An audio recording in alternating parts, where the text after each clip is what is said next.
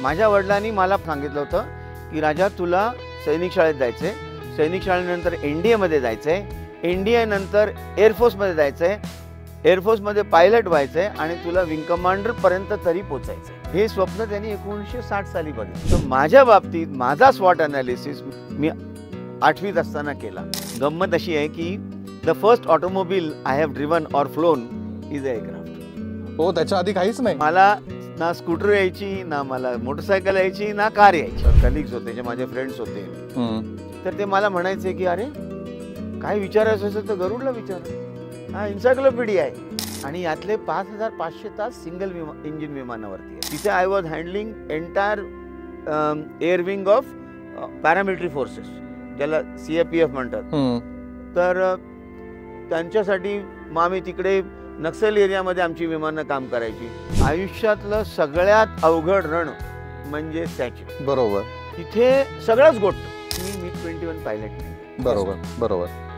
पण मी director general inspection and safety होतो एअरफोर्समध्ये. मी हेलिकॉप्टरचा पहिला हेलिकॉप्टर पायलट आहे who was appointed as director general inspection and safety. म्हणजे 40 वर्षात माझ्या 30 पोस्टिंग झाली. आणि एका बिल्डिंगवरती जिचे 2 मजले पाण्याखालती होते, त्या बिल्डिंगवरती स्वतःचं हेलिकॉप्टर उचलून त्यांनी 27 लोकांना बाहेर काढलं, इन्क्लुडिंग अ बेड रिडन ओल्ड लेडी आणि 3 गरोदर बायका आणि लहान मुलं आणि पुरुष.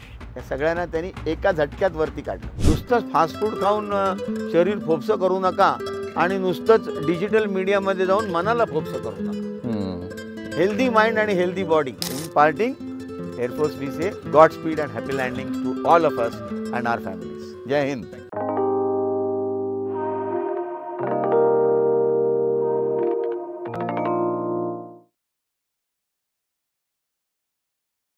नमस्कार, मी निनाद देशपांडे. रोलिंग स्कोपच्या विचार 360 या सेगमेंटमध्ये तुम्हा सगळ्यांचं स्वागत करतो. पृथ्वी, अग्नी, जल, वायू आणि आकाश ही आपली पंचमहाभूतं आणि याच आकाशात डोळसपणे झेप घेऊन आपलं संरक्षण करणारी इंडियन एअरफोर्स आहे बरं का.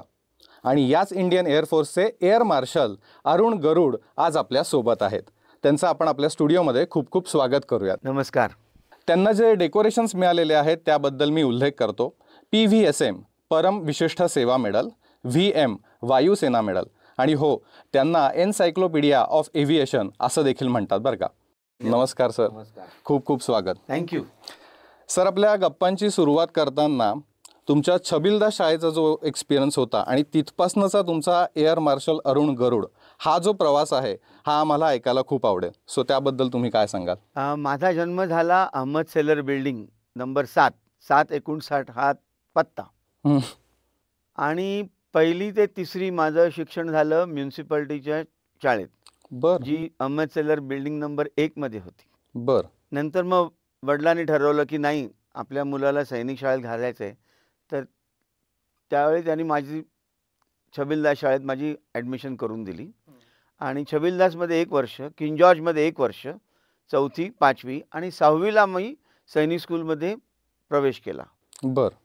तर याच्या मागची आपण स्टोरी म्हणू किंवा एक गोष्ट म्हणू ती अशी आहे की 1961 साली सैनिक शाळेची स्थापना झाली. पण माझ्या वडिलांनी मला 1960 साली म्हणजे मी 5 वर्षाचा असताना मला सांगितलं होतं की तू ज्यावेळी 10 वर्षाचा होशील त्यावेळी 5वीत तुला सैनिक शाळेमध्ये जावं लागेल. अरे बापरे. बर. 5व्या वर्षीच सांगितलं? 5व्या वर्षीच सांगितलं होतं. आता 5 वर्षाच्या मुलाला काय कळतं. पण ते म्हणाले काळजी करू नको, मी तुझी पूर्ण तयारी करून घेतो. आणि म्हणून मग छबिलदास, किंग जॉर्ज आणि सैनिक स्कूल. तर मी 6वीत 1966 साली सैनिक शाळेत प्रवेश केला. त्याची तयारी माझ्या वडिलांनी मी 5 वर्षाच्या असल्यापासून करून घेतली होती. बापरे. कमाल कमाल सर. म्हणजे एवढ्या लहान वयामध्ये एखाद्या मुलाला अशी काहीतरी गोष्ट सांगणं किंवा त्याच्या थ्रू आपलं स्वप्न बघणं ही पण एक खरंच कमालीची गोष्ट असते जी तुमच्या वडिलांनी केली. हो, कारण त्यांना पण आर्म फोर्सेसमध्ये जायचं होतं. बर. पण पायाला दुखापत झाल्यामुळे ते जाऊ नाही शकले. ओ बर बर बर. आणि दुसरी एक गोष्ट माझ्या वडिलांनी केली ती म्हणजे त्यांची उंची साधारणतः 5 फूटच होती. बर. तर ते म्हणाले की तुला 5 फूट 5 इंच तरी व्हायचंय आणि माझ्या नातवाला 5-10 व्हायचंय. बर. 2 पिढ्यात आपल्याला 10 इंच उंची वाढवायची आणि तसंच झालं. मी 5-5 आणि माझा मुलगा 5-10. बापरे. म्हणजे स्वप्न तर सगळेच बघतात, पण त्यांना पूर्णत्वाकडे नेण्यासाठीची जी मेहनत असते ती तुमच्या वडिलांनी अर्थातच तुम्ही पण घेतली आणि त्यामुळे तुम्ही आज इथपर्यंत आला. सर, तुम्ही आता छबिलदास नंतर किंग जॉर्ज, किंग दादरची जॉर्ज शाळा. आणि त्याच्यानंतर तुम्ही सैनिक शाळा सातारा याचा उल्लेख केला. बरोबर. तर इतर निवासी शाळा पण असतात आणि आपली साताऱ्याची सैनिक शाळा पण आहे. तर यांच्यामध्ये तुम्हाला काय मेजर फरक जाणवतो किंवा जाणवला असेल? एक 2-3 गोष्टीमध्ये खूप फरक आहे. हं, की आपल्या प्रत्येकाच्या आयुष्यात एक त्रिमूर्ती असते, ब्रह्मा, विष्णू, महेश किंवा श्री गुरुदत्त. हं, हे कोण? तर एक चेहरा आई वडिलांचा असतो, एक चेहरा गुरुचा असतो आणि एक चेहरा मित्रांचा असतो. बरोबर. तर सैनिक शाळेत गुरु आणि मित्र हे तुम्हाला आयुष्यभर पुरणारे असे मिळतात. बापरे. बर. ओके. त्यामुळे एक आजी मी ब्रह्म पाहिले हे आपण गाणं ऐकलंच असेल, किंवा ब्रह्मा विष्णू आणि महेश्वर सामोरे बसले मला तर दत्तगुरु दिसले. हं, तर या दोन्ही गाण्यांमध्ये सैनिक शाळा पूर्णपणे उभी राहते. बर. की जे शिक्षण आम्हाला सैनिक शाळेत मिळालं त्याच्यात शिक्षण होतं, प्रेम होतं, एक शिस्त होती आणि आयुष्यात काही ना काहीतरी करायची एक जिद्द होती. बर. या सगळ्यांचं एक सुंदर संमिश्रण सैनिक शाळेत मिळतं. क्या बात आहे. आणि आजही माझे जे क्लासमेट आहेत ते आजही आम्ही जीवश्च कंठस्थ मित्र आहोत. आणि सुदैवाने आमच्या सगळ्यांच्या ज्या गृहपत्नी आहेत त्या पण आता एकमेकांच्या मैत्रिणी झालेल्या आहेत. वा वा. सो शिस्तबद्ध जीवन, काहीतरी करून दाखवायची इच्छा आणि देशप्रेम हे सैनिक शाळेत खत घालून रुजवून त्याचं मोठं पीक तयार करून दिलं जातं. बरोबर आहे सर. पण शाळा जरी एवढं सगळं करत असली तरी कुठेतरी आपलं डेडिकेशन, आपलं पॅशन, आपलं ते सगळं करण्याची तयारी ही सुद्धा तितकीच महत्त्वाची असते. तर मग तुमच्या केसमध्ये ह्या सगळ्या गोष्टी तुम्हाला कधी जाणवायला सुरुवात झाली किंवा तुम्ही तेवढ्या डेडिकेटेडली की नाही आता मला करायचंच आहे ही गोष्ट कधी झाली तुमच्या बाबतीत? हे झालं मी 8वीत असताना. काय झालं, मी तसा उंचीनी लहान, हं, शरीरा यष्टीपणाशी काय फार मोठी होती अशी नाही, हं, बुद्धिमत्ता सामान्य. हं, तर नेहमीच मागे पडत राहिलो आणि मी रोज देवाला विचारायचो की देवा मला तू उंची दिली नाहीस, मला शरीरयष्टी दिली नाहीस, बुद्धी दिली नाहीस, तर मी आयुष्यात काय करायचं? हं. तर देव मला रोज, आजही संध्याकाळी रोज रात्री येतो, माझ्या खांद्यावरती हात ठेवतो आणि त्यावेळी 8व्या इयत्तेत देव मला म्हणाला की राजा, अरे मी तुला अशी गोष्ट दिली आहे की जी मी बाकीच्यांना मुक्त हस्ते देत नाही. तर मी त्याला विचारलं कुठली गोष्ट? तर देव मला म्हणाला, अविरत प्रयास करण्याची जी वृत्ती मी तुझ्यात घातली आहे त्याचा तू सदुपयोग कर. So what is today called, आज आपण मॅनेजमेंटमध्ये मोठी टर्म वापरतो, स्वॉट analysis, strength, weakness, opportunities and threats. Threats. तर माझ्या बाबतीत माझा स्वॉट ॲनालिसिस मी 8वीत असताना केला आणि त्यावेळी मला कळलं की माझ्याकडे बाकी काही गोष्टी नाही आहेत. म्हणजे मला कट्यार काळजात घुसलीचा सदाशिव व्हायचं होतं, पण संगीताचं ज्ञान नाही. नंतर मी ते हळूहळू मिळवलं, हं, पण मग मी म्हटलं की आपण आता आयुष्यात असा सदाशिव होऊ की प्रत्येक कार्य जे आपण हाती घेऊ ते करताना लोकांनी म्हटलं पाहिजे, वा बेटा, जीते रहो गाते रहो. क्या बात आहे, क्या बात आहे. फारच प्रेरणादायी सर. कारण की म्हणजे तुम्ही म्हणता तसं, आणि ह्याच्यात अजून एक इंटरेस्टिंग गोष्ट आली की तुम्ही देवाशी गप्पा मारतात. मला ही संकल्पनाच खूप आवडली. म्हणजे आता बरेच जण त्याला सेल्फ मोटिवेशन वगैरे पण म्हणतात, पण तुमच्या केसमध्ये तसंच असेल कदाचित, कारण आजही तुमच्या बाबतीत ते घडतंय असं तुमचं म्हणणं आहे. आणि तेव्हा त्यांनी दिलेला इशारा तुम्ही तंतोतंत पाळला असं म्हणायला हरकत नाही. बरोबर. आणि म्हणूनच तुम्ही पुढे गेलात.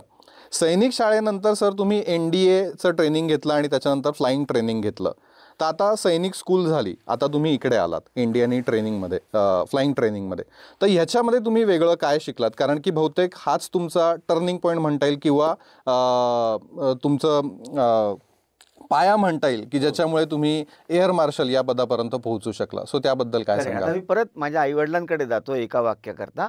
माझ्या वडिलांनी मला 5 वर्षाचं सांगितलं होतं की राजा, तुला सैनिक शाळेत जायचं आहे, सैनिक शाळेनंतर NDAमध्ये जायचं आहे, NDA नंतर एअरफोर्समध्ये जायचं आहे एअरफोर्समध्ये पायलट व्हायचंय आणि तुला विंग कमांडर पर्यंत तरी पोचायचंय. बापरे. हे स्वप्न त्यांनी 1960 साली बघितलं. बर बर बर.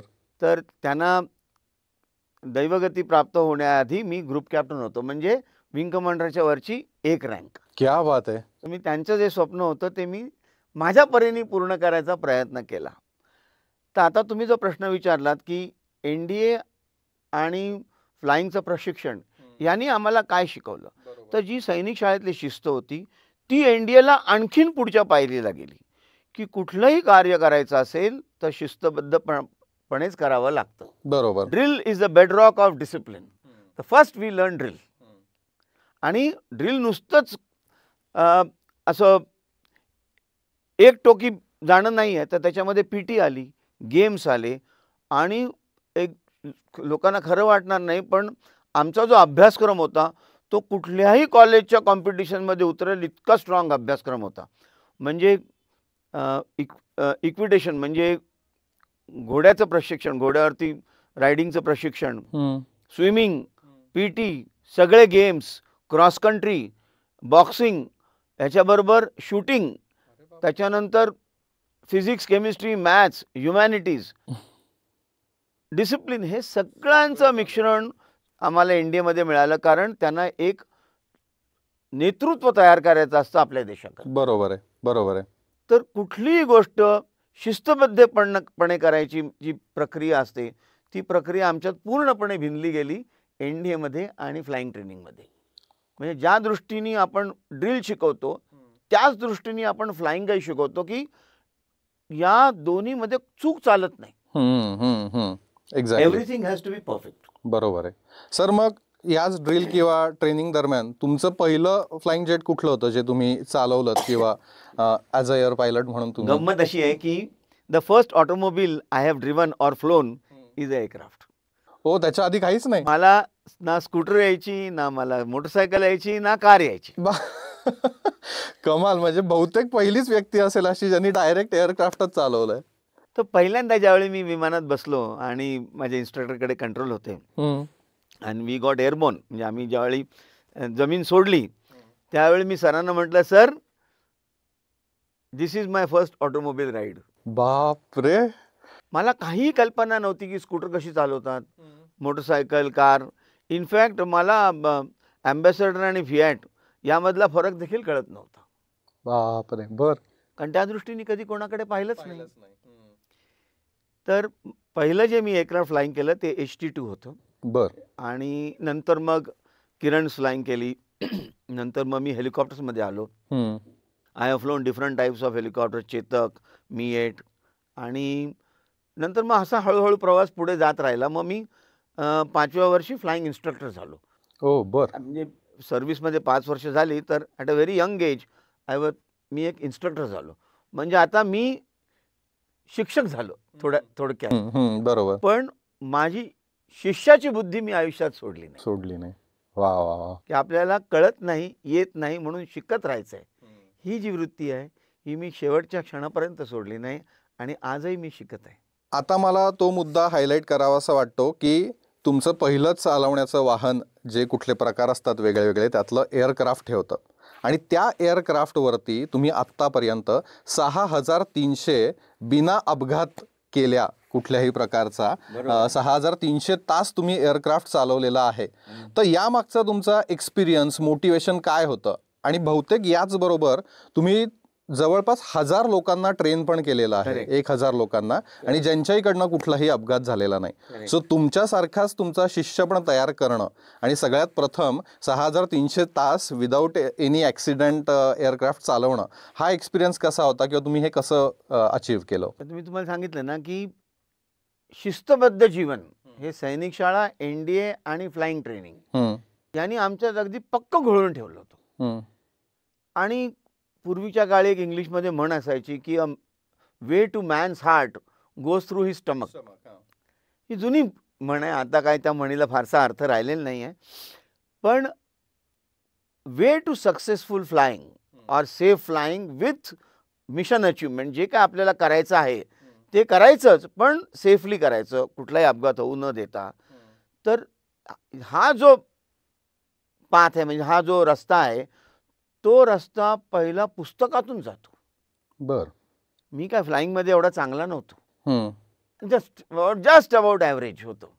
पण मला माझा गोल सेट होता की बाबा मला कुठे पोचायचं, तर 8 वर्षात मला फ्लाईंगच्या सगळ्या टॉप क्वालिफिकेशन्स पाहिजे होत्या. हम्म. तर मी सगळी पुस्तकं पहिल्या 3 वर्षात कोळून प्यायलो. बापरे. बर. असं कुठलंही पुस्तक त्यावेळी नव्हतं फ्लाईंगबद्दल ज्याच्यात माहिती असेल जे मी वाचलं नाही, मुखोद्गत नाही केलं. बर. तर 3 वर्षानंतर म्हणून मला लोक म्हणजे माझे लोक म्हणजे जे माझे कलिग्स होते, जे माझे फ्रेंड्स होते, हम्म. तर ते मला म्हणायचे की अरे काय विचारायचं असेल तर गरुडला विचारा, हा एन्सायक्लोपीडिया आहे. ही 3ऱ्या वर्षापासून सुरू झालं. बर. बापरे, तेही 3ऱ्या वर्षापासूनच सुरू झालं. मी पहिली 3 वर्ष पुस्तकातच घातली आणि जे जे फ्लाईंग मला मिळत गेलं त्या प्रत्येक क्षणाचा मी शिकण्याकरता उपयोग करून घेतला. म्हणजे रुडयार्ड किपलिंगची एक एनडीएमध्ये आमच्या प्रत्येक डेस्क समोर अशी लावलेली असते, इफ नावाची पोएम आहे, कविता आहे. हम्म. तर त्याच्यात if you can hold your head high when all others about you are losing theirs and blaming it on you, अशी त्याची सुरुवात आहे. आणि शेवटचं तर असं आहे की if you can feel every unforgiving minute with 60 seconds of distance run, this earth shall be yours and everything in it, and what's more my son, you shall be a man. तर I filled every unforgiving minute, प्रत्येक second मी 60 सेकंदांनी ठुसून ठुसून ठुसून भरलं. अभ्यास केला, मेहनत केली, इकडे तिकडे बघितलं नाही, आणि मग नंतर रेस्ट इज हिस्ट्री. बापरे, कमाल वाटते. म्हणजे एवढ्या लेवलचं डेडिकेशन दाखवणं, अभ्यास करणं आणि मुळात तो अभ्यास नंतर एक्झिक्यूट करणं, ही पण फार महत्त्वाची गोष्ट आहे. कारण की वाचन बरेच जण करतात, त्यातनं अभ्यास करतात, काही गोष्टी ग्रास्प करतात, पण नंतर त्या एक्झिक्यूट करणं हे जास्त महत्त्वाचं आहे. आणि ज्याच्यामुळे तुम्ही 6300 तास बिना एनी ॲक्सिडेंट फ्लाय करू शकलात. खरंच सर, म्हणजे प्राऊडच मुवमेंट म्हणायला पाहिजे. मला तर आत्ता ऐकताना पण अंगावर काटा आला. कारण की म्हणजे मुळातच साध्या आपण आम्ही कुठेतरी प्रवास करत असताना जरी विमानात बसलो तरी एका स्पीडला ते रनवेला पळायला लागलं कीच भीती वाटायला लागते, आणि मग नंतर ते टेक ऑफ आणि लँडिंग ह्याच्या वेळी तर ती भीती वाटतेच. या सगळ्यामध्ये 6300 तास हा आकडाच मला इतका मोठा वाटतोय की विदाऊट ॲक्सिडेंट फ्लाय करणं म्हणजे. आणि यातले 5500 तास सिंगल इंजिन विमानावरती आहेत, म्हणजे त्याच्यात परत काही चान्स नाही घेता येत. बापरे.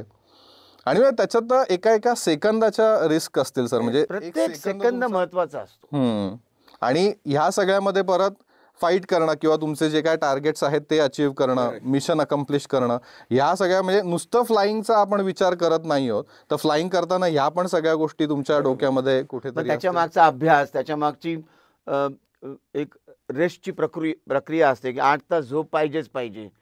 म्हणजे घरातली भांडणं नकोत डोक्यात, बाकीच्यांचे विचार नकोत डोक्यात, विवंचना नकोत. तर हे सगळं करण्यात पुढे येईलच मी अनुषंगाने, पण पत्नीचा आणि कुटुंबाचा फार मोठा भाग. हे सगळं करत असतानाच एका महत्त्वाच्या पदापर्यंत तुम्ही पोहोचलात, AOC इन सी. तर या पदापर्यंत पोहोचण्याचे जे टप्पे होते त्याबद्दल तुम्ही काय सांगाल? आता AOC इन सी म्हणजे air officer commanding in chief. तर म्हणजे काय, आपण एक आर्मी कमांडर म्हणतो. आता पुण्याला कॅन्टमध्ये एक सदर्न कमांडचं मोठं ऑफिसेस आहेत, बरोबर. तर तिकडचे जे बॉस बसतात त्यांना आर्मी कमांडर म्हणतात. In air force we are called as air officer commanding in chief. म्हणजे पूर्ण सदर्न एअर कमांड ही माझ्या हाताखालती होती, म्हणजे गोव्यापासून खालती म्हणायला हरकत नाही. तर त्या टप्प्याला पोचायच्या आधी पहिला जो टप्पा असतो म्हणजे तुम्ही एक आर्म पायलट स्क्वॉड्रनमध्ये, आणि नंतर मग तुम्हाला फ्लाईट कमांडर म्हणून पहिलं डेझिग्नेशन मिळतं. म्हणजे you are number 2 in the squadron. You run the full program, म्हणजे पूर्ण स्क्वॉड्रनचं फ्लाईंग तुमच्या हाताखालती असतं. नंतर मग तुम्ही कमांडिंग ऑफिसर होता, म्हणजे त्या युनिटचे सर्वा. नंतर मग तुम्ही एअरफोर्सचा एखादा बेस कमांड करता. म्हणजे आता मी बॅरकपूर आणि गुवाहाटी हे 2 एअरफोर्सचे बेसेस कमांड केले. तर त्या बेसमध्ये तुम्ही सर्व असता. तुमचा प्रत्येक निर्णय हा योग्य निर्णय असावाच लागतो. बरोबर. की म्हणतात ना की गलती को माफी नाही. बरोबर. तर असेच तुम्हाला प्रत्येक निर्णय योग्य असावे लागतात. आणि नंतर हे झाल्यावरती मध्ये मध्ये कोर्सेस असतात की बाबा एक हायर कमांड कोर्स असतो जे तुम्हाला पुढच्या अपॉइंटमेंट्स करता तयार करतात ट्रेनिंग देऊन.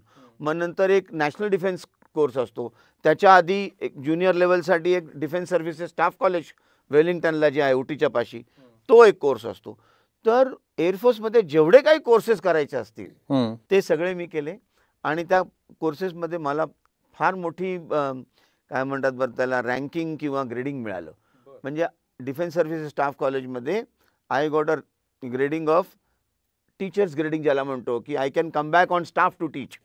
So I went there as a air commodore. मी परत तिकडे एअर कोमोडर म्हणून गेलो, सिनियर इन्स्ट्रक्टर. नंतर मग नॅशनल डिफेन्स कॉलेजचा कोर्स केला आणि मग नंतर सगळं कमांड जे सगळ्या स्टेशनच्या कमांड झाल्या की मग then you go to command headquarters किंवा एअर हेडक्वार्टर्स. मग मी कमांड हेडक्वार्टरला गेलो शिलाँगला. तिथे मी सिनियर ऑफिसर इन्चार्ज ॲडमिनिस्ट्रेशन, म्हणजे त्याच्याकडे फ्लाईंग आणि मेंटेनन्स सोडून सगळ्या बाबती असतात. मग ते मोठं ट्रेनिंग झालं. मग तिकडनं मी BSFमध्ये गेलो on deputation ministry of home अफेअर्सला. तिथे I was handling entire air wing of paramilitary forces ज्याला CAPF म्हणतात. तर त्यांच्यासाठी मग आम्ही तिकडे नक्सल एरियामध्ये आमची विमानं काम करायची. मग ती कशी काम करायची ते मी बघत होतो. नंतर मग मी senior air staff officer training command, म्हणजे जिथे वर्षाला 80,000 ते 1,00,000चं फ्लाईंग होतं तासांचं, सबंध एअरफोर्सचं ट्रेनिंग माझ्या हाताखालती होतं as a number 2 in this thing. आणि तिथे मी 2013 सालचा एरो इंडिया शो पण माझ्या हाताखालीच होता. बर. SASO is the functional head for aero India. माझ्यावरती CNC असतोच, पण SASO is the ground level man for aero India. तर मी 2013 सालचा एरो इंडिया शो केला. तिथे पण काही ॲक्सिडेंट नाही झाले. And then the final destination was AOC-in-C Trivandrum or southern air command. तर प्रत्येक पायरी तुम्हाला पुढच्या पदासाठी तयार करते. प्रत्येक कोर्स तुम्हाला तयार करून घेतो. बरोबर आहे सर. पण आता परत मी मागच्या एका प्रश्नाकडे जाईन की 8वीतला तो मुलगा अरुण गरुड आणि AOC-in-C एअर मार्शल अरुण गरुड, हा जो प्रवास होता, मग तुम्ही जेव्हा AOC-in-C झालात तेव्हा तुम्ही वळून त्या मुलाकडे परत पाहिलं का, किंवा तुम्हाला आठवलं का की अरे त्यावेळी आपली काय परिस्थिती होती, त्यावेळी देवानी काय सांगितलं होतं आणि आता इथे पोहोचल्यावरती काय होतं? बरोबर आहे. परत मी थोडंसं मागे जातो की ज्यावेळी मी किंग जॉर्जमध्ये होतो तर वडील काय मला म्हणायचे, म्हणजे ही गोष्ट खरं म्हणजे कॅमेऱ्यासमोर सांगण्यासारखी नाही आहे, पण लोकांना कळू देत की काय परिस्थितीतनं माणूस वरती येतो. बरोबर. अहमद सेलर बिल्डिंग ते किंग जॉर्ज, माझे वडील म्हणायचे, राजा मी तुला एका वेळचं बसचं भाडं देईन, दुसऱ्या वेळी तुला चालत यावं लागेल. अरे बापरे. बर. म्हणजे परिस्थितीच अशी होती की नव्हतं शक्य. मग तेवढी मोठी बॅग वॉटर बॉटल घेऊन एका वेळी आम्ही चालत यायचो. म्हणजे ज्यांना मुंबईची कल्पना आहे ते 4वी-5वीच्या मुलाला किंग जॉर्ज ते अहमद सेलर बिल्डिंग म्हणजे हिंदमाता सिनेमा, त्याचं अंतर बरंच आहे हो. तर मग आम्ही मुंबईत जायचो, झूला जायचो, चौपाटीला जायचो, गिरगाव दादर चौपाटीला बसने जायचो किंवा कित्येक वेळा आम्ही पायी गेलोय. आणि नंतर मी AOC-in-C झालो आणि त्याच मुंबईच्या विमानतळावरती एअरफोर्सच्या ॲव्रो विमानाने मला उतरवलं. तिकडनं मला हेलिकॉप्टरनी कुलाब्याला नेलं. बापरे. तर तो कुलाब्याचा म्हणजे सांताक्रूज ते कुलाब्याचा विमानतळ हा पूर्ण समुद्राच्या लाईनीवरती जातो, म्हणजे बीचच्या लाईनीवरती जातो. म्हणजे जुहू, दादर, गिरगाव, मग कुलाबा असं येतं. तर मी माझ्या सौंना म्हणत होतो आणि माझे क्रू होते त्यांना म्हणत होतो की बघा तिथे मला 1ली ते 8वीचे मुलाच्या पाऊलखुणा दिसत आहेत वाळूवरती. एक्झॅक्टली. जिथे बसचं एक वेळचं भाडं शक्य नव्हतं तिथे आज देवानी मला हेलिकॉप्टर आणि विमान दिलं. क्या बात आहे, क्या बात आहे. त्यामुळे 8वीतला मुलगा आणि AOC-in-C मी कधीही विसरणार नाही की AOC-in-C असतानाही मी त्या 8वीतल्या मुलाचं स्मरण ठेवलं की ज्यावेळी आपण म्हणतो ना की आतनं कुठनं तरी एक ऊर्जा आली, कुठेतरी आतनं एक काहीतरी अनामिक कळ अशी आली की बाबा तुला मोठं व्हायचं. आणि मी त्या पाऊलखुणा आजही बघतो. तेच महत्वाचं आहे सर. आणि यांनीच बहुतेक माणूस ग्राउंड लेवलला राहतो आणि तुम्ही पण राहिलेला आहात ते तुमच्या बोलण्यातनंच ओघाओघाने खूप वेळेला कळतंय आम्हाला सुद्धा. सो ते पण खूप छान वाटतंय. सर आपण पुढे जाऊयात की ह्या दरम्यान तुम्ही बऱ्याचशा काय म्हणता येईल त्याला मोहिमांमध्ये सहभागी होतात. मग त्याच्यामध्ये युद्ध असतील किंवा शांतता काळ असेल. तर या सगळ्यामध्ये एका एअर ऑफिसरचं नेतृत्व किंवा लिडरशिप ह्या क्वालिटीज कशा कामाला येतात किंवा या काळामध्ये नक्की काय होत असतं? ओके. 1987 साली मी लेहला होतो. हम्म. तर त्यावेळी operation brass tacks was on. We nearly went to war. तर ती जी युद्धाची प्रक्रिया होती, तयारीची प्रक्रिया होती, ती मी पूर्णपणे पाहिली. एक 10-11 वर्षाची सर्व्हिस असताना मी ज्यावेळी फ्लाईट कमांडर होतो सॅचिनमध्ये, तर मी आ सेतू हिमाचल फ्लाईंग केले, सॅचिन ते कन्याकुमारी आणि द्वारका ते नागालँड अरे बाप, पूर्णपणे फ्लाईंग केलेलं आहे. तर ती प्रक्रिया मला खूप महत्त्वाची वाटली आणि it was a big learning experience, की मला त्यांनी काहीतरी करून दाखवायची परत एक इच्छा निर्माण केली. नंतर मग आपण एखादं शांतते काळातलं म्हणजे मी हेलिकॉप्टर पायलट असल्यामुळे पूर आणि भूकंप यामध्ये हेलिकॉप्टरची नितांत जरूर असते. तुम्ही बघितलं असेल, कुठेही पूर आला तरी helicopter is the first one two react. बरोबर. तर 1986 साली आंध्रामध्ये मोठा पूर आला होता. गोदावरी नदी ही समुद्रासारखी झाली होती. बापरे. तर तिथे आम्ही म्हणजे गोदावरी नदीचं जे पात्र होतं ते जवळजवळ 15-20 किलोमीटर मोठं होतं. बापरे, एवढं होतं. तर तिथे आम्ही सतत दिवसाचे 8 तास फ्लाईंग करायचो, सकाळपासून संध्याकाळपर्यंत.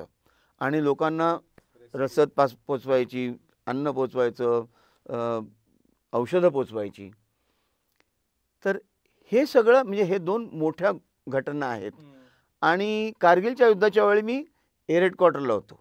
जरी मी एक्झॅक्ट त्याच डायरेक्टरेटमध्ये काम नसलं केलं तरीसुद्धा आमचा जो अनुभव होता तो आम्हाला प्रत्येक क्षणाला विचारला जायचा. बापरे. सर, यातलं मग सगळ्यात टफ तुमच्यासाठी काय होतं? म्हणजे तुम्ही आता सियाचीन वगैरेचा पण उल्लेख केला, सियाचीनचं ओव्हरऑल तापमान आणि ह्या गोष्टी, तर ह्या सगळ्या एअर फ्लाईंगसाठी किती योग्य असतात किंवा नसतात आणि मग त्याच्यामध्ये तुम्ही कशा गोष्टी मॅनेज करता? आयुष्यातलं सगळ्यात अवघड रण म्हणजे सॅचिन. बरोबर. तिथे सगळंच गोठतो. हां, एक्झॅक्टली. म्हणूनच बुद्धी, शरीर, मन सगळं गोठतं. म्हणजे तिथे हिवाळ्यात -40-45 डिग्री असं टेम्परेचर जातं आणि त्याच्यात परत 50-60-70 किलोमीटरचे वारे असतात. म्हणजे ज्याला आपण विंडशील फॅक्टर म्हणतो, that can take you up to -50 also. केसांपासून ते नखापर्यंत सगळे अवयव आपले गोठतात. म्हणजे त्यांना काही ना काहीतरी इजा होत असते. केस पडतात, स्मृती कमी होते, डोळ्यांच्या पापण्यांना त्रास होतो, स्नो ब्लाइंडनेस येतो, ऐकायला कमी येतं, स्किनवरती परिणाम होतो. हे सगळे जे तुमचे बोटं आहेत, पायाची, हाताची, कानाची, नाकाचं टोक, हे सगळे फ्रॉस्ट बाईटनी त्यांना इजा पोचते. म्हणजे कधीकधी कानाचं भाग कापावा लागतो, कधीकधी बोटं ॲम्प्यूट करावी लागतात. बापरे. मग नंतर थोडं खालती आलं की लंग्समध्ये पाणी भरतं, विच इज मग इंडायजेशन, मग कॉन्स्टिपेशन, पाईल्स. म्हणजे असा कुठलाही अवयव नाही आहे की ज्याला जर का तुम्ही काळजी घेतली नाही तर त्रास होईल. बरोबर. म्हणून सॅचिनमध्ये जाण्याचं, फ्लाईंग करण्याचं, तिथे जे आपले सोल्जर्स आहेत त्या सगळ्यांना एक उत्तम तऱ्हेचं प्रशिक्षण दिलं जातं. आणि त्या प्रशिक्षणामध्ये उत्तम तऱ्हेचं जेवण, उत्तम तऱ्हेचे विंटर क्लोथिंग, हे सगळं त्यांना दिलं जातं की बाबा तुम्ही वरती जाल तर तसे सुखरूप परत यायला पाहिजेत. पण इनिशियली ज्यावेळी आपण सॅचिनमध्ये गेलो त्यावेळी बरेच प्रॉब्लेम्स होते आणि हळूहळू करून आपण त्या सगळ्या प्रॉब्लेम्सवरती मात करून आज आपला सोल्जर आणि pilot, we are fully train to fight in Siachen. बापरे. म्हणजे फारच कमालीचा एक्सपिरियन्स म्हणायला लागेल, कारण तुम्ही एवढं सगळं सांगितलं आणि त्याच्यामध्ये मला असं वाटतं की अल्टिट्यूड पण कुठेतरी मॅटर करतो. कारण खालीच जर का एवढं तापमान 40च्या खाली असेल, म्हणजे -40 पर्यंत असेल, तर वर तुम्ही हवेनं फ्लाय करताना पण तुम्हाला श्वास लागतो 10 पावलं चाललं की, जर का तुमची बॉडी फिट नसेल तर. सो फिटनेस अगदी अत्यंत महत्त्वाचं आहे. आणि जर का नसेल तर मग तुमच्या लंग्समध्ये पाणी भरतं, पल्मनरी एडिमा म्हणतात त्याला. मग त्याच्यासाठी एकच उपाय की जर का तुम्ही उंचीवरती असाल तर खालती तळाला यायला पाहिजे. म्हणजे लेहवर तुम्ही जर का 14, 15, 20, 16, 17, 18,000 वरती असाल तर 10,000 वरती आणलं की तुम्हाला थोडं बरं वाटतं. त्यामुळे Siachen is the toughest battlefield in the world. There is nothing compared to it in this world. Sir, पुढचा प्रश्न असा होता की तुम्ही सांभाळलेल्या सगळ्यात महत्त्वाच्या पदांवर सगळ्यात कमी अपघात दर जो आपण मगाशी पण डिस्कस केला तो मेंटेन कसा केला, म्हणजे त्याच्यासाठी काय वेगळं तुम्ही केलं as a air marshal Arun Garud? Saying ज्याला आपण म्हणतो की असे 2 लाईनी आहेत की eyes do not see what mind does not know. म्हणजे याच्यात म्हणजे आता जर का मराठीत सांगायचं झालं की तुम्हाला एखादी गोष्ट माहीत नसेल तर ती तुमच्या डोळ्यांना दिसत नाही. म्हणजे रस्त्यावरती तुम्ही रात्रीच्या अंधारात स्कूटर चालवताय, जर का आपला रोजचा मार्ग असेल तर हा खड्डा इथे आहे किंवा स्पीड ब्रेकर इथे आहे याचं जर का आपल्याला पूर्वज्ञान असेल तर आपण बरोबर त्या खड्ड्यापाशी येऊन स्लो करतो. स्पीड ब्रेकर जरी मार्क नसेल तरी स्लो करतो. So eyes are seeing what mind is knowing. पण जर का एखाद्या अनोळखी रस्त्यावरती जात असू तर तिकडचे खाच खळगे, स्पीड ब्रेकर्स, काही तिकडचे नियम तुम्हाला माहीत नसतील. You may go in the wrong direction. तर I empowered my mind as a pilot or as an administrator in later times to ensure that my eyes see what is there. म्हणजे जे न देखे रवी ते देखे कवी. तर हे कविमन सुद्धा तुम्हाला तयार करावं लागतं की अंधारात देखील तुम्हाला दिसायला पाहिजे. आणि त्याच्यासाठी पूर्वज्ञान आणि पूर्वतयारी ही महत्त्वाची. त्यामुळे माझ्यासाठी मी फ्लाईंग करताना पूर्णपणे पूर्वतयारी केली. आणि हा जो संदेश आहे की what eyes do not see what mind does not no, हा मी माझ्या प्रत्येक विद्यार्थ्यापर्यंत जिथे जिथे माझा इन्फ्लुअन्स आहे तिथपर्यंत पोचवायचा प्रयत्न केला. आणि हळूहळू यश येत गेलं. बरं, असं नाही की मी एकट्यानेच काहीतरी केलंय. मी कदाचित म्हणतात ना की एक यश आपण प्रयत्नांची पायरी सुरू करतो आणि पायऱ्यात वाढवत जातो. त्या एका पायरीवरती मी येऊन थोडं कार्य केलं म्हणून त्यावेळी ते यश मोठं दिसतं. पण त्याच्या आधी आणि त्याच्यानंतरही हे कार्य सतत चालू आहे.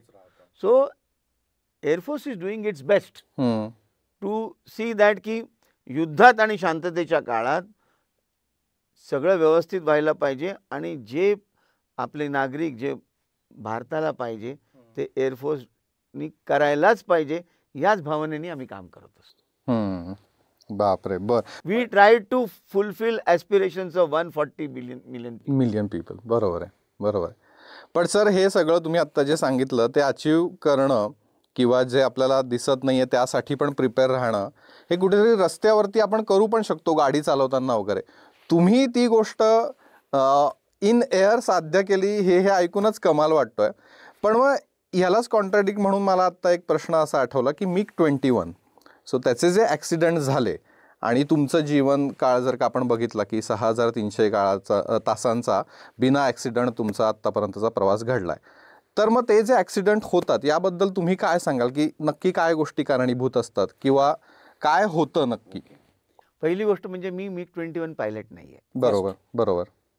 पण मी director general inspection and safety होतो एअरफोर्समध्ये. मी हेलिकॉप्टरचा पहिला हेलिकॉप्टर पायलट आहे who was appointed as Director General Inspection and Safety. आणि इट्स अ खूप मोठी पोस्ट आहे ती. आणि डायरेक्टर जनरलचं काम काय आहे की फ्लाईंग, मेंटेनन्स आणि ॲडमिनिस्ट्रेशन या तिन्ही टीम्स तुमच्या हाताखालती असतात. कुठल्याही स्टेशनचं पीस आणि वॉर टाईम प्रिपेअर्डनेस याच्यावरती याला जज करणं किंवा किती तयारी आहे हे काम डायरेक्टर जनरल इन्स्पेक्शन अँड सेफ्टीचं असतं. आणि फ्लाईट सेफ्टी पण त्याच्या हाताखालती असते. तर MiG-21च्या ॲक्सिडेंटबद्दल मी काय सांगू की एक 4-5 गोष्टी तुम्ही लक्षात घ्या. 1960 सालचा जर का तुम्ही मुंबईचा रस्ता बघितलात तर त्या रस्त्यावरती कार्स कुठल्या होत्या? एक ॲम्बॅसेडर आणि एक फियाट. तुम्हाला कदाचित या 2 गाड्या आजकाल दिसत पण नाहीत. तर कुठलाही ॲक्सिडेंट झाला असता तर त्या ॲक्सिडेंटमध्ये कुठल्या कार असत्या? ॲम्बॅसेडर. किंवा आजकाल प्रत्येक कार वेगळी असते. तर आपण असं म्हणू शकतो का की ॲम्बॅसेडर खराब कार आहे किंवा फियाट खराब कार आहे, सगळे ॲक्सिडेंट यांचेच होतात? कारण तेवढ्याच गाड्या होत्या रस्त्यावरती.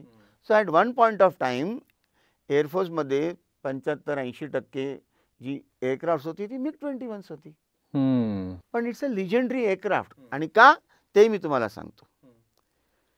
या विमानाने आपल्याला 65-71 कारगिल हम्म. आणि मधला जो शांततेचा काळ आहे तिथे ॲज अ डेटरंट म्हणजे शत्रुपक्षाने आपल्यावर हल्ला करू नये म्हणून जी आपली तयारी दाखवायची असते ती तयारी पूर्णपणे MiG-21ने दाखवली.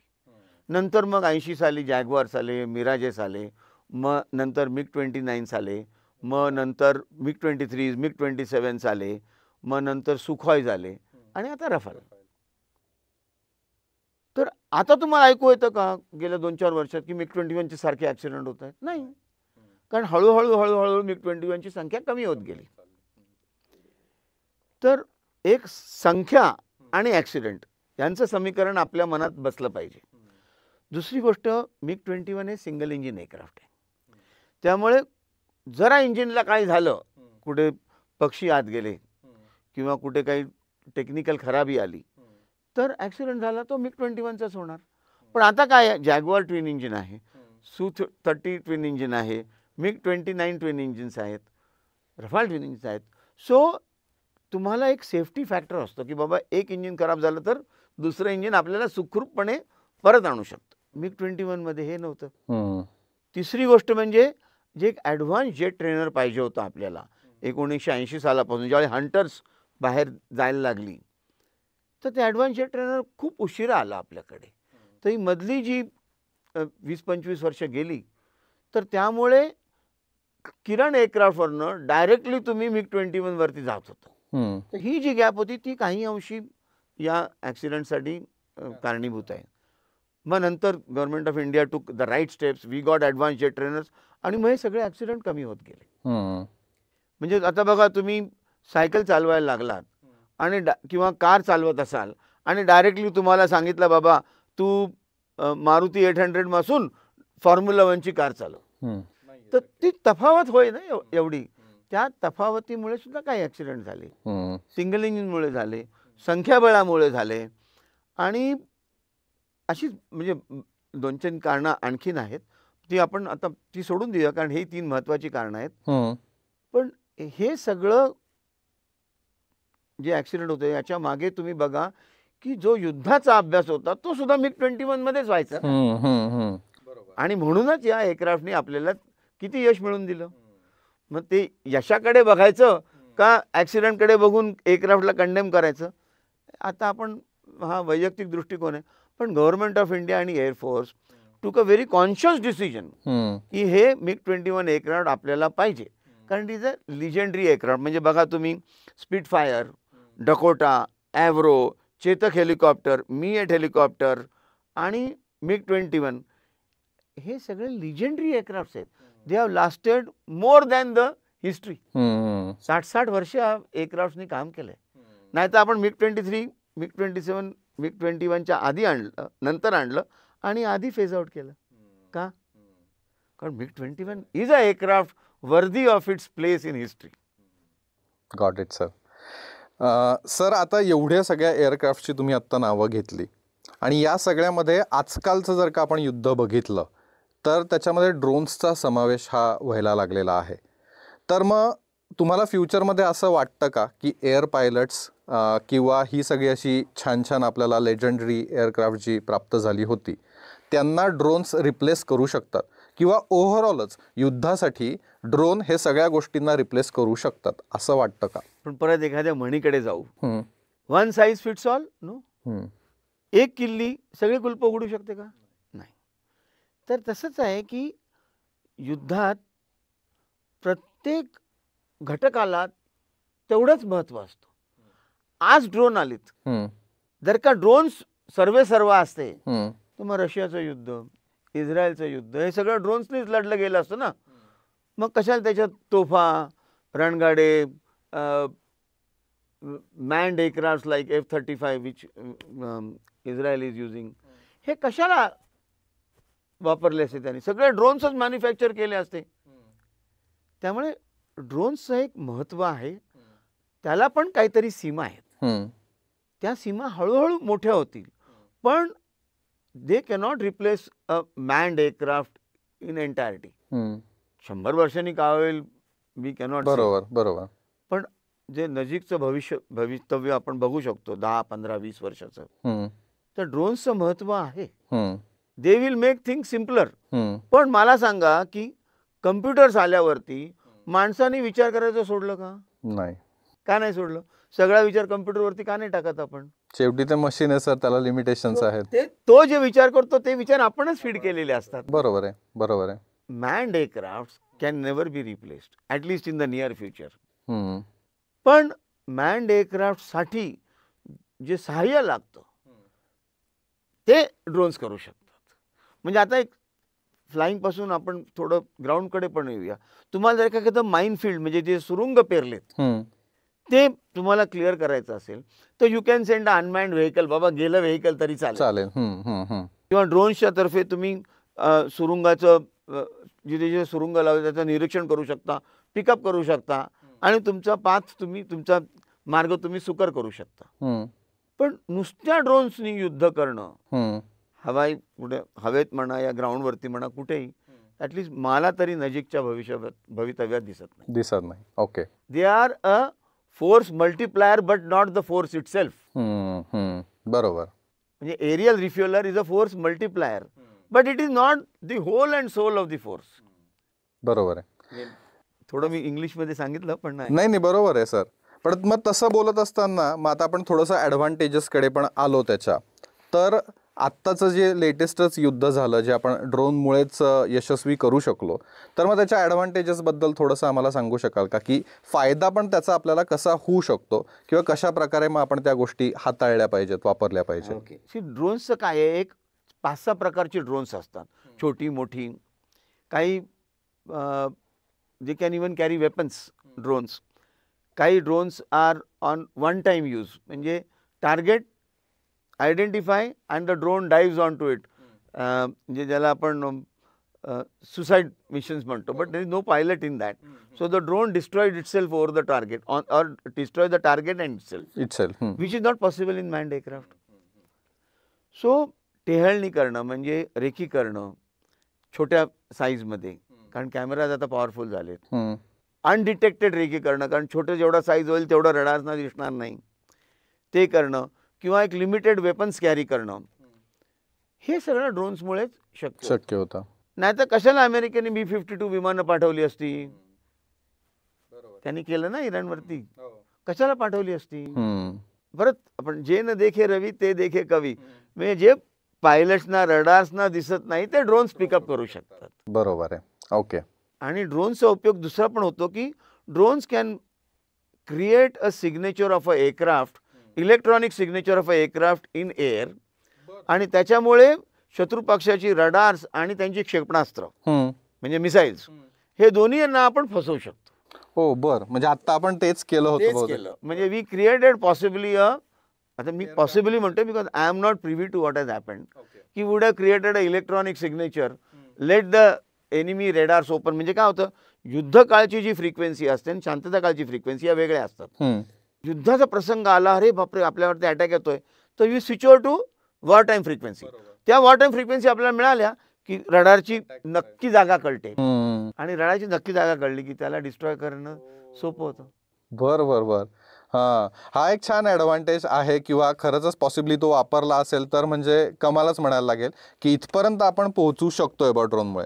पण शेवटी अर्थातच मानवी बुद्धीच त्याला कारणीभूत आहे, आणि त्यामुळे त्या बुद्धीने आपण त्याचा वापर कसा करू शकतो याच्यापर्यंत आपण पोहोचू शकतो. सर आत्ताच्या ऑपरेशन्सबद्दल आपण बोललो, तर तुमची मुलं पण आर्मी, नेव्ही आणि ह्याच फोर्सेसमध्ये आहेत, आणि बहुतेक तुमचा जावई भाचा सुद्धा आहे. तर तुम्ही ज्या काळी या क्षेत्रात गेलात तेव्हा बहुतेक तुमच्या फॅमिलीमधनं तुम्ही एकमेव व्यक्ती होतात, आणि त्यानंतर आता तुमच्या जनरेशन्ससुद्धा या क्षेत्रात जायला लागलेल्या आहेत. तर तुम्ही त्यांना मोटिवेट कसं केलं, आणि आत्ता झालेल्या युद्धांमध्ये जर त्यांचा समावेश असेल तर तो कशा प्रकारे होता हे ऐकायला आम्हाला नक्की आवडेल. परत 1960 साली आपण परत जाऊ. बरं. ज्यावेळी वडिलांनी सांगितलं की सैनिक शाळा, NDA, air force, pilot, wing commander, आणि त्यावेळी त्यांनी दुसरं पण वाक्य जोडलं की तू आपल्या कुटुंबातला पहिला, याच्यानंतरच्या पुढच्या 7 जनरेशन्स मला एअरफोर्समध्ये बघायच्या आहेत किंवा आर्म फोर्सेसमध्ये बघायचे. हे पण त्यांचं स्वप्न. हे पण त्यांचं स्वप्न. बर. तर मी हे माझ्या मुलाला सांगितलं हम्म, आणि तो 12वी मध्ये मी त्याला सांगितलं तू नेव्ही जॉईन कर. हम्म, त्याने ॲक्सेप्ट केलं. तो पण पायलट आहे. त्याच्या कारकिर्दीबद्दल पण मी 2 शब्द बोलणार आहे. तर त्याचा कॉल येत नव्हता नेव्हीमधून. हम्म, त्याला ते इथे वाडिया कॉलेजमध्ये ॲडमिशन घ्यावी लागली 15 दिवसाकरता, जशी मी भवन्समध्ये 15 दिवसाकरता ॲडमिशन घेतली, कारण इंडियाचा रिझल्ट यायच्या आधी. हम्म, तर तो इतका चलबिचल झाला होता, तर त्यांनी एक वाक्य सांगितलं मला हम्म. आणि त्या वाक्यामुळे मी पण चलबिचल झालो मनात. तो म्हणाला, बाबा, life is not worth living if it's not in uniform. बाप रे. बर. हो, मी म्हटलं, अरे याचं तर अजून सिलेक्शन व्हायचं आहे. झालं नाही सिलेक्शन तर काय डिप्रेशनमध्ये जाईल का काय करेल. मी म्हटलं नाही. फॉर्च्युनेटली आईवडिलांची पुण्याई म्हणजे आणि जे गायडन्स मिळालं होतं आम्हाला ते सगळं, त्यामुळे एक 2-4 दिवसातच त्याला नेव्हल अकॅडमीचं कॉल लेटर आलं आणि मी मोठा श्वास सोडला की बाबा चला त्याचं स्वप्न पूर्ण झालं. तर हे का गेलं आम्ही, म्हणजे आता का माझा मुलगा सैन्यात गेला आणि म्हणजे हिच्या धाकट्या बहिणीचा मुलगा आज मेजर आहे, हम्म, तो का गेला.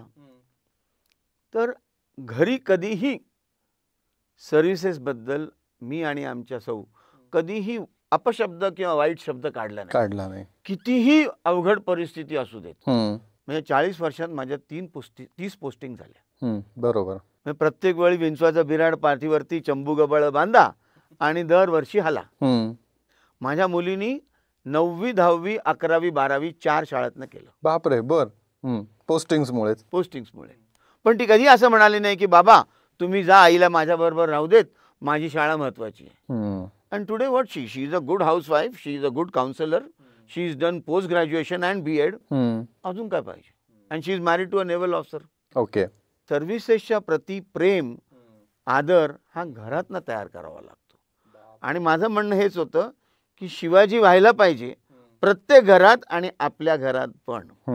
आणि जो तुमच्या घरात झाला, म्हणजे तुम्ही बऱ्याचशा गोष्टी, बऱ्याचशा एक्झाम्पल किंवा म्हणींनी आम्हाला सांगताय, त्यात मला आता असं सुचलं किंवा वाटलं खरंच की जसं जिजाऊ मातांनी शिवाजी महाराजांना घडवलं, त्याप्रमाणेच कुठेतरी तुमच्या वडिलांनी तुम्हाला घडवलं किंवा पार तुमच्या 7 पिढ्यांपर्यंतचं स्वप्न बघणं.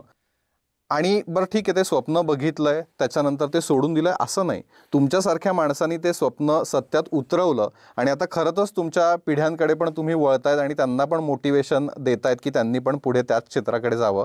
ही पण खरंच खूप कमालीची गोष्ट आहे. करेक्ट. आता तुम्ही जिजाऊंचं नाव घेतलं, त्या माझ्या प्रेरणास्थान आहेत. बर बर. म्हणजे मी लोकांना सांगतो की जिजाऊ माता, छत्रपती शिवाजी महाराज आणि बाजीराव पेशवे या 3 लोकांना तुम्ही नजरेसमोर ठेवा, तुम्हाला आयुष्यात कधीही कुठलीही अडचण येणार नाही. माझ्या अंगावर काटा आलाय तिघांचं नाव घेऊन. In history they are the tallest personalities as a mentor, as a warrior and administrator for Chhatrapati Maharaj आणि पेशवे. त्याच्या पलीकडे काही असू शकेल. म्हणून ते रामदासांनी, श्री समर्थ रामदासांनी शिवाजी महाराजांबद्दल सांगितलं ना की निश्चयाचा महामेरू बहुतजनांसी आधारू, अखंड स्थितीचा निर्धारू श्रीमंत योगी. तो योगी आहे आणि श्रीमंत पण आहे. ती श्रीमंती कुठली पैशाची होती का? नाही, ती मनाची श्रीमंती होती. आणि म्हणूनच ज्या आईने शिवाजी महाराजांना घडवलं त्यांनीच कल्याणच्या सुभेदाराच्या सुनेकरता सांगितलं, अशीच अमुची आई असती सुंदर रूपवती, आम्हीही सुंदर झालो असतो बदले छत्रपती. क्या बात आहे. म्हणजे स्त्रीपती आदर आणि राष्ट्राप्रती निष्ठा हे या तिघांकडनं शिका तुम्ही. आणि हे मी माझ्या मुलांना लहानपणापासून बाळकडू पाजलं. आणि माझा मुलगा नेव्हीमध्ये पायलट आहे. तो आत्ताच कॅप्टन म्हणून त्याला प्रमोशन मिळालं. नेव्हीमध्ये captain is equal to full colonel of the army. हो बरोबर. आणि तुम्हाला सांगायला मला चांगलं वाटेल, केरळमध्ये जो पूर आला होता केरळमध्ये, त्या पुरामध्ये त्यांनी खूप मोठं कार्य केलं. 160 लोकांना वाचवलं आणि एका बिल्डिंगवरती जिचे 2 मजले पाण्याखालती होते त्या बिल्डिंगवरती स्वतःचं हेलिकॉप्टर उचलून त्यांनी 27 लोकांना बाहेर काढलं, इन्क्लुडिंग अ बेड रिडन ओल्ड लेडी आणि 3 गरोदर बायका आणि लहान मुलं आणि पुरुष. या सगळ्यांना त्यांनी एका झटक्यात वरती काढलं. आता 2018 साली. तुमच्यासाठी सुद्धा किती हे मोटिवेशनल किंवा अभिमानास्पद असेल की असं काहीतरी कारण तुम्ही पण सिमिलर कार्य केलं होतं जेव्हा आंध्रामध्ये तो पूर आला होता आणि मग नंतर तुमच्या मुलाला बघताना खरंच तुमचा आणि माझा जावई पण तितकाच चांगला आहे की नेव्हीने त्याला IIM उदयपूरला पाठवलं होतं, तिथे त्यांनी गोल्ड मेडल मिळवलं. बर. आणि CGPA ऑफ 3.94 आउट ऑफ 4 म्हणजे IIMच्या इतिहासात न घडलेली गोष्ट. इतका टॉपचा CGPA त्याने आणून ठेवला आणि he got the gold medal. बापरे. So this dedication has come, कारण सर्व्हिसेसचं बाळकडू आम्ही आमच्या मुलांना लहानपणापासून पाजत आलो, जे माझ्या वडिलांनी मला दिलं. की त्या गोष्टी सुद्धा इतक्या हेरिडिटरी आहेत तुमच्याकडे की वडिलांपासून तुमच्यापर्यंत आणि आता तुमच्यापासून तुमच्या मुलांपर्यंत, जावयापर्यंत, आणि नक्कीच आता इथनं पुढे पण त्या गोष्टी जातील यात आता काही शंका मला वाटत नाही. सर, या सगळ्यामध्ये अजून एक खूप महत्त्वाचं स्थान किंवा महत्त्वाची कामगिरी तुम्ही केली होती ती म्हणजे ADC to president of India. So हे जे महत्त्वाचं पद तुमच्याकडे होतं, बहुतेक फारच कमी लोकांना हे पद प्राप्त होतं, त्यातले तुम्ही एक होतात. सो तो प्रवास कसा होता नक्की, कसं काय तुमचं सिलेक्शन त्यासाठी झालं? आपले राष्ट्रपती एअरफोर्समधून 5 सिनियर मोस्ट एअर मार्शल्सना हे पद देतात. म्हणजे प्रेसिडेंटचे सल्लागार म्हणूनच असतात.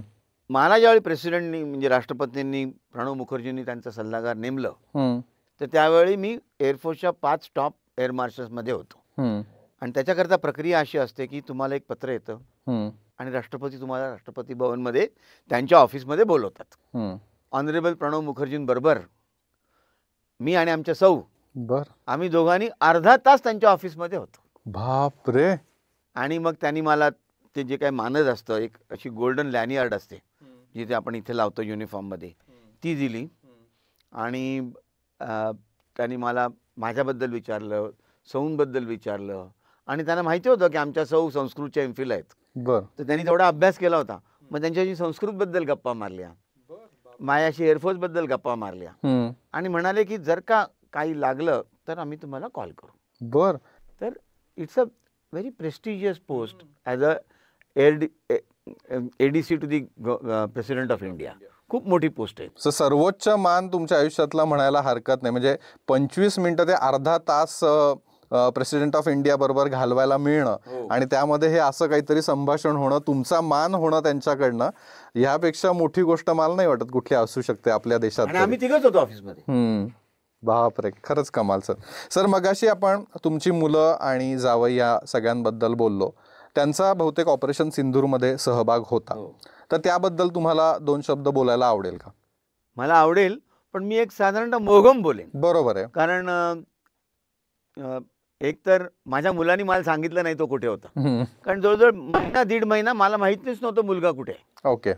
कारण ॲज एअरफोर्समध्ये डिप्लॉयमेंट झाली होती, काही आर्मीची डिप्लॉयमेंट झाली होती आणि नेव्हीची पण डिप्लॉयमेंट झाली होती.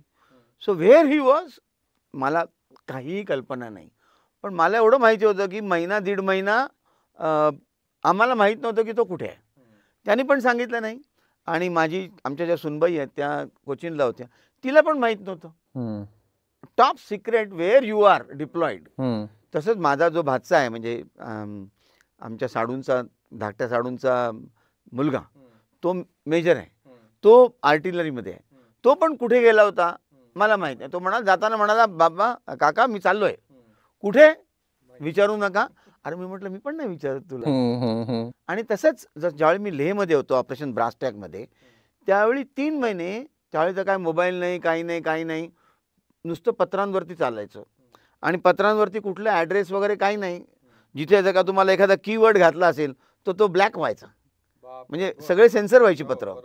त्यामुळे तुम्ही असं पत्र बघितलं माझं की त्याच्यात 1 लाईनीमध्ये 3-4 शब्द ब्लॅक, त्याच्यावरती काळे शाई लावायचे. तर माझ्या बायकोला माहीत नव्हतं की मी 3 महिने काय आहे. पण एअरफोर्समध्ये किंवा आर्म फोर्सेसमध्ये एक वाक्य आहे की no news is good news. जोपर्यंत काही बातमी येत नाही तोपर्यंत सगळं खैर आहे, सुरळीत आहे असं मानायचं. आणि त्या 1987 सालचा अनुभव जो माझ्या बायकोने घेतला असेल, तोच अनुभव मला आता ऑपरेशन सिंदूरमध्ये आला. पण we are prepared for it. अभी काय म्हणतात बरं, त्या ओखली में सर डाला तो मुसली से क्या डरना. बरोबर आहे का नाही. बरोबर आहे. आता गेलाय मुलगा आर्म फोर्सेसमध्ये, जावई आर्म फोर्सेसमध्ये, मग कशाला विचार करायचा? आहे ना गव्हर्नमेंट ऑफ इंडिया, आहे नेव्ही त्यांच्याकडे बघायला भक्कम. Yes. Faith is the ultimate weapon in war and peace. बरोबर आहे. पण सर ह्या लेवलची सिक्रेसी मेंटेन होते की स्वतःच्या वडिलांना किंवा तुमच्या केसमध्ये बायकोला सुद्धा माहिती नसतं, हे सुद्धा क्रेडिट कुठेतरी आपल्या आर्म फोर्सेसला द्यायलाच पाहिजे, कारण त्यामुळेच बहुतेक सगळ्या मोहिमा सक्सेसफुल होतात किंवा आपण त्याच्या अकम्प्लिशमेंट पर्यंत पोहोचू शकतो. बरोबर आहे. नक्कीच. सर, आत्ता आपण कुटुंबाचा विषय काढलाच आहे, तर त्याबद्दल मला ऐकायला आवडेल की मग ह्या सगळ्या प्रवासामध्ये अगदी आत्तापर्यंत तुमच्या कुटुंबाची साथ तुम्हाला कशी मिळत गेली? पहिली तर बायकोची साथ. कारण एकटा असताना काय, एकटा जीव सदाशिव म्हणतात ना, त्यामुळे फ्लाईंग आणि मी आणि फ्लाईंग, ह्याच्या पलीकडे दुसरं विश्व नव्हतं. लग्न झाल्यावरती मग आमच्या फ्लाईंगमध्ये एक नियम आहे की 8 तास झोप पाहिजे. लग्नानंतर मुलं होणं, त्यांना मोठं करणं, ह्या सगळ्या गोष्टी बऱ्याच वेळा आपल्याला रात्री जागरण करायला लावतात. माझ्या बायकोनी मला कधीही जागरण करू दिलं नाही. रात्रीची पाळी तिची मुलांसाठी, दिवसा मग जेवढा वेळ मिळेल मुलांकरता तेवढा मी घालवायचो. तर this a big time sacrifice. आणि त्यावेळी ती पण नोकरी करत होती सेंट्रल स्कूलमध्ये, आणि अनफॉर्च्युनेटली तिला सेंट्रल स्कूलची नोकरी सोडावी लागली माझ्या पोस्टिंगमुळे. तर ही 2 मोठी योगदान आहेत की आपला नवरा कॉकपिटमध्ये बसताना पूर्णपणे शांत पाहिजे. ही जी समज आहे ही तिने लग्नाच्या पहिल्या दिवसापासून दाखवली. बापरे. कधी माझ्यावरती घरकाम टाकलं नाही, किंवा चिडचिड केली नाही, किंवा भांडणं केली नाहीत. कारण फ्लाईंगमध्ये तुम्हाला दुसरा विचार चालत नाही. एकलव्यासारखं फक्त एकच, तो अर्जुनासारखा एकच डोळा दिसायला पाहिजे. फ्लाईंग एके फ्लाईंग, फ्लाईंग दुने फ्लाईंग. बरोबर. Welfare is responsibility of a senior lady. म्हणजे आपल्या जवानांच्या ज्या बायका आहेत, त्यांची जी मुलं आहेत, त्यांना गायडन्स देणं. आता आम्ही सगळे, मी डिप्लॉ होतो तसे आमचे जवान पण डिप्लॉ होते ना, एअरमॅन पण डिप्लॉ होते. मग त्यांच्या बायकांकडे कोण बघणार? या बायका बघायच्या. सो जी वेलफेअर असोसिएशन आहे, it is not for namesake की हां काहीतरी बाबा वेलफेअर आहे. युद्धाच्या काळात ज्यावेळी पुरुष डिप्लॉय होतात, किंवा आजकाल मुली पण डिप्लॉय होतात, तर त्यांच्या कुटुंबाकडे कोण बघणार? Air force looks after them. म्हणजे घरी येऊन विचारणं, तुम्हाला काय पाहिजे, काय नाही, राशन आहे का घरात, पैसे आहेत का नाही, काही कमी जास्त आहे का, तुम्हाला हॉस्पिटलमध्ये घेऊन जायचं आहे का.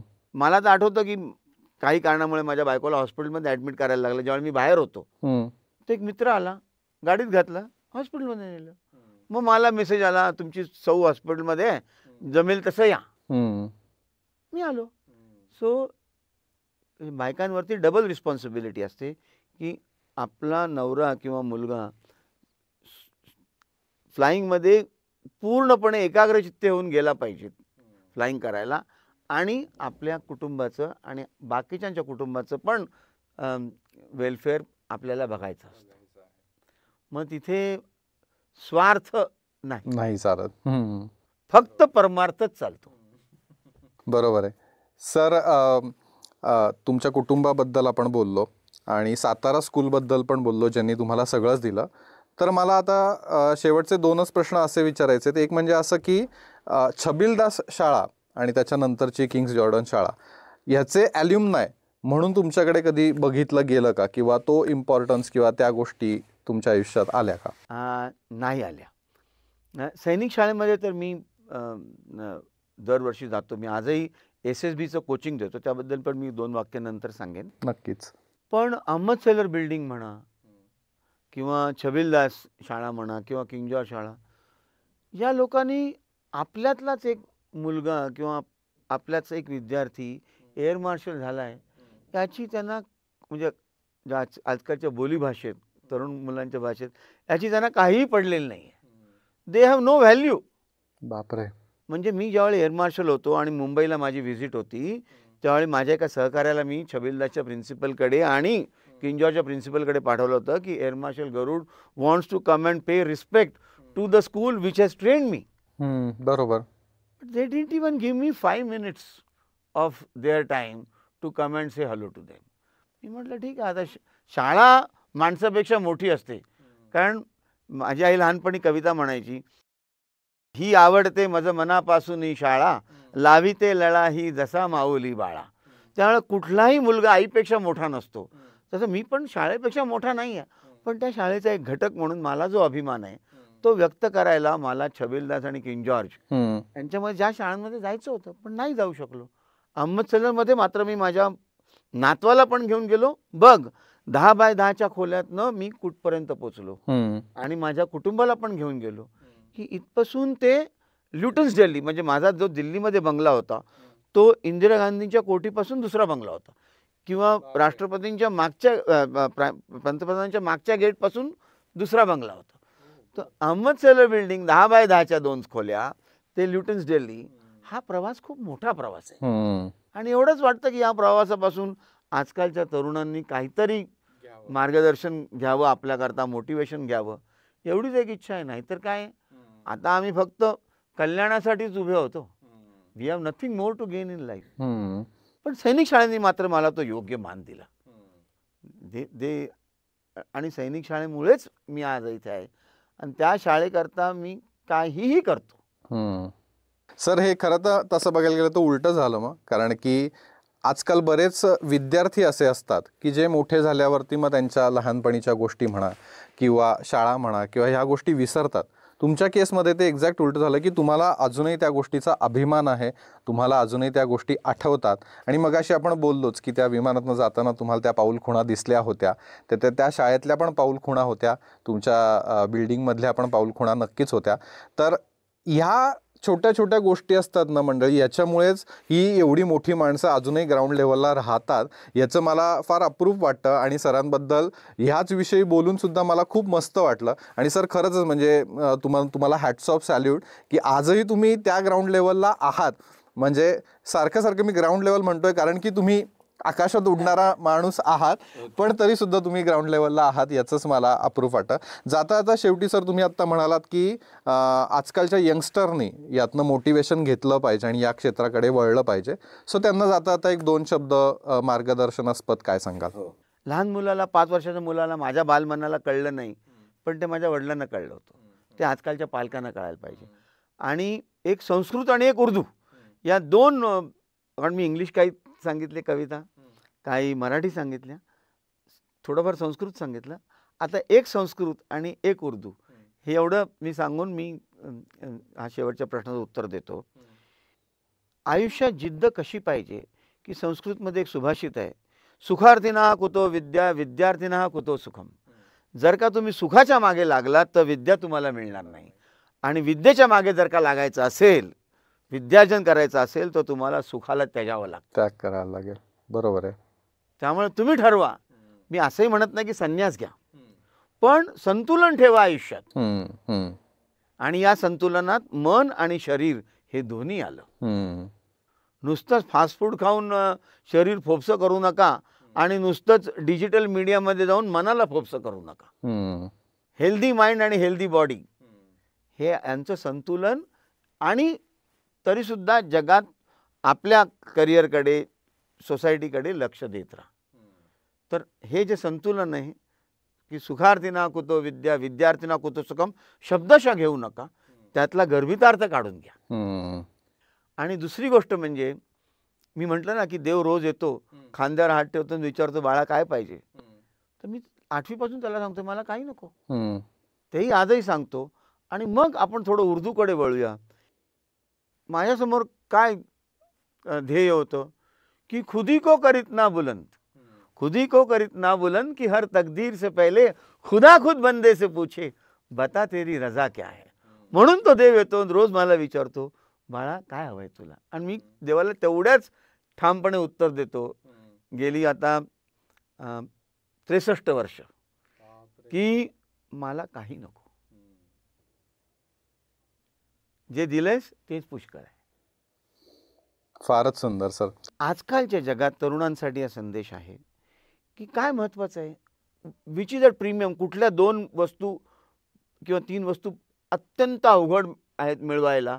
शुद्ध हवा, चांगलं जेवण आणि डिसिप्लिन लाईफ विथ फ्रेंड्स. बरोबर. हे तुम्हाला कुठे मिळेल? तुम्ही कितीही पैसे टाका, पण शुद्ध हवा मिळेल का तुम्हाला शहरात? नाही मिळणार. तर हे सगळं फक्त आर्म फोर्सेसमध्येच मिळतं. शुद्ध हवा, शुद्ध पाणी आणि मरेस्तोवर टिकणारी मैत्री, हे फक्त आर्म फोर्सेसमध्ये मिळतं. त्यामुळे आजही सैनिक शाळेचे आम्ही लोक 72 साली आम्ही सोडली शाळा, आजही आम्ही घट्ट धरून आहोत एकमेकांना. ही जी फ्रेंडशिप आहे, ही जी मैत्री आहे, ती सैनिक शाळेने दिली आहे आणि इंडियाने दिली आहे. कोर्समेटसाठी, क्लासमेटसाठी तुम्ही जीव पणाला लावतो. सर, दिली आहे म्हणण्यापेक्षा कुठेतरी ती तुम्ही कमावली आहे असंच मी नक्की म्हणेन. आणि तुमच्याशी बोलताना, गप्पा मारताना खूपच छान वाटलं. खूप गोष्टी नव्याने कळाल्यात, शिकायला मिळाल्यात आणि तुमचं मार्गदर्शनसुद्धा सगळ्यांसाठी, खास करून आमच्यासाठी म्हणजे तरुण पिढीसाठी सुद्धा खूप मौलाचं आहे असंच मी म्हणेन. आणि एक गोष्ट शेवटची 10 शब्द सांगतो मी एअरफोर्सबद्दल. एअरफोर्सचे 10 शब्द आहेत. नभः स्पृश्यम दीप्तम, म्हणजे touch the sky with glory. Means काय की जे जे कार्य कराल ते दैदिप्यमान व्हावं असं कार्य करा. नभः स्पृश्यम दीप्तम डायरेक्टली आपण गीतेमधनं उचलले ते. नंतर पीपल फर्स्ट, मिशन ऑलवेज.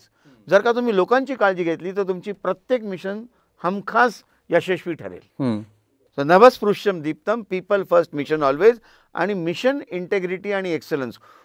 कुठलीही मिशन, कुठलंही कार्य अत्यंत सचोटीने करा आणि एक्सलंट वेनी करा. हे आम्हाला 10 शब्द एअरफोर्सने दिलेत आणि ते मी आयुष्यभर त्याचा मी सराव करतोय आणि फॉलो करतोय. क्या बात. Thanks to the Indian air force, thanks to my Sainik school, thanks to NDA, thanks to my parents, thanks to my family. आणि सगळ्यांनी मला घडवलं. एक दगडातनं त्यांनी मूर्ती तयार केली आणि अशी तुमच्यासमोर बसलेली आहे. क्या बात आहे, क्या बात आहे. आणि त्या मूर्तीचं दर्शन घ्यायचा मान आम्हाला मिळाला, आमच्या चॅनलला मिळाला. त्यामुळे सरांचे परत एकदा आभार. थँक्यू सो मच सर, तुम्ही आमच्या चॅनलवरती आलात आणि तुमचं मौलाचं मार्गदर्शन आम्हाला आणि आमच्या प्रेक्षकांना दिलं, त्याबद्दल खरंच खूप धन्यवाद. So in parting, air force we say God speed and happy landings to all of us and our families. Thank you so much. Yes, thank you.